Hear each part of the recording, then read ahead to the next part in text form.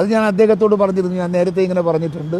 അത് പറഞ്ഞത് അദ്ദേഹത്തിൻ്റെ ഭരണപരമായ എക്സ്പീരിയൻസ് നോക്കിയിട്ടാണ്, മറ്റൊരു കാര്യത്തിനല്ല എന്ന് പറഞ്ഞിട്ടുണ്ട്. പക്ഷേ ഇവിടെ ഇപ്പം നമുക്ക് ആവശ്യം ചടുലമായ പ്രവർത്തനമാണ്.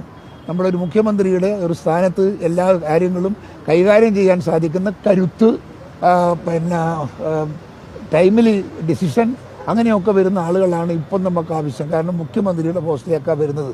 അതുകൊണ്ട് കുറച്ചും കൂടി സീരിയസ് ആയി ആ വിഷയം ചർച്ച ചെയ്യണമെന്ന് തോന്നി. അതുകൊണ്ട് അതെ, അതാണ് അതിൻ്റെ കാര്യം. ഭരണവും കൊട്ടാരൊക്കെ കിട്ടിയിട്ട് പോരെ വൈകി പട്ടാഭിഷേകം. 4-ാം തീയതി വരട്ടാദ്യം. അത് കഴിഞ്ഞിട്ട് ഒരുപാട് പട്ടാഭിഷേകങ്ങളും അതേപോലെ കിരീടാവകാശികളും വരാണ്ട്. അതാണ് നിങ്ങളുടെ കുഴപ്പം. നിങ്ങൾക്ക് ഇതുള്ളതുകൊണ്ടാണ് ഭരണം കൊടുത്ത ആളുകൾ കൺഫ്യൂഷനിലാണ്. മറ്റൊടത്താകുമ്പോൾ പ്രശ്നമില്ല. അതെ, ഒറ്റ കുടുംബമേ ഉള്ളൂ. ഒരു നേതാവ്, ആ നേതാവ് കഴിഞ്ഞാൽ ആ ചങ്ങയുടെ കുടുംബത്തിൽ തന്നെ ആരെങ്കിലും വന്നോളൂ. വേറെ ആർക്കും ഇതിൽ അവകാശങ്ങളില്ല. കീഴാവകാശികൾ കുറവാണ് അവിടെ.